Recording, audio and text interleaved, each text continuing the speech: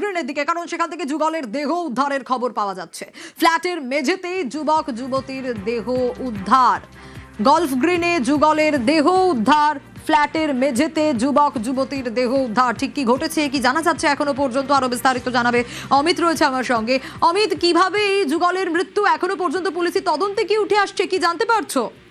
ইতিমধ্যেই যুগলের দেহ উদ্ধার করার পর পুলিশের তরফে ময়নাতদন্তের জন্য পাঠানো হয়েছে এবং ময়নাতদন্তের পরে স্পষ্ট হবে যুগলের মৃত্যু কিভাবে হলো। কারণ যে ফ্ল্যাটের মধ্যে থেকে দেহটি পাওয়া যায় সেখানে ফ্ল্যাটের মেঝেতে দুজনের দেহ পড়েছিল এবং পুলিশ সূত্র থেকে দাবি করা হচ্ছে এবং ফ্ল্যাটের ভেতর থেকে আরো দুজনকে ডিটেইন বা আটক করা হয়েছে, তারাও যুবক যুবতী।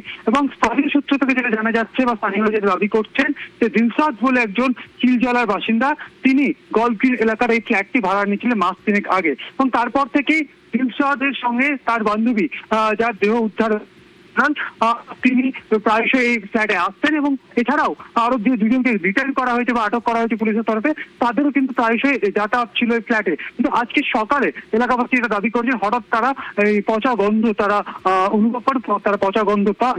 এরপরই 100 ডায়ালে তারা ফোন করেন এবং পুলিশ আসার পর যখন ফ্ল্যাটটি খোলা হয় তখন ঘরের ভেতর থেকে দুজনের দেহ মাটিতে পড়ে থাকা অবস্থায় পাওয়া যায় এবং অন্য দুজন যুবক যুবতী যাদেরকে ইতিমধ্যেই ডিটেইন করা হয়েছে বা আটক করা হয়েছে তারাও ঘরের মধ্যে ছিলেন। এবং এলাকাবাসীরা দাবি করছেন পুলিশ যখন ওই যুবক যুবতীকে ডিটেইন করে নিয়ে যায় তখন তাদের প্রাথমিকভাবে দেখে তাদের মনে হয়েছে যে তারাও নেশাগ্রস্ত ছিলেন।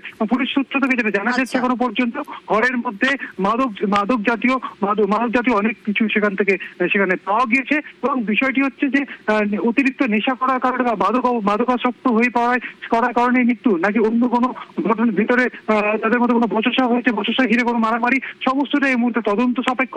এবং প্রাথমিকভাবে পুলিশ দেহটি দুজনের দেহ উদ্ধার করে ময়নাতদন্তের জন্য পাঠিয়েছে। অন্যদিকে আরো যে যুবক যুবতী ছিলেন সেখানে তাদেরকে ডিটেইন করে ইতিমধ্যেই গলফগ্রিন থানায় নিয়ে যাওয়া হয়েছে এবং সেখানে তাদেরকে জিজ্ঞাসাবাদ করা হচ্ছে কি ঘটেছিল এই ফ্ল্যাটে, কখন তাদের মৃত্যু হলো বা গত 2-1 দিন ধরে তাদের অ্যাক্টিভিটি কি ছিল, সমস্তটা এই মুহূর্তে জিজ্ঞাসাবাদ পর্বে রয়েছে, এমনটা পুলিশ সূত্রে জানা যাচ্ছে।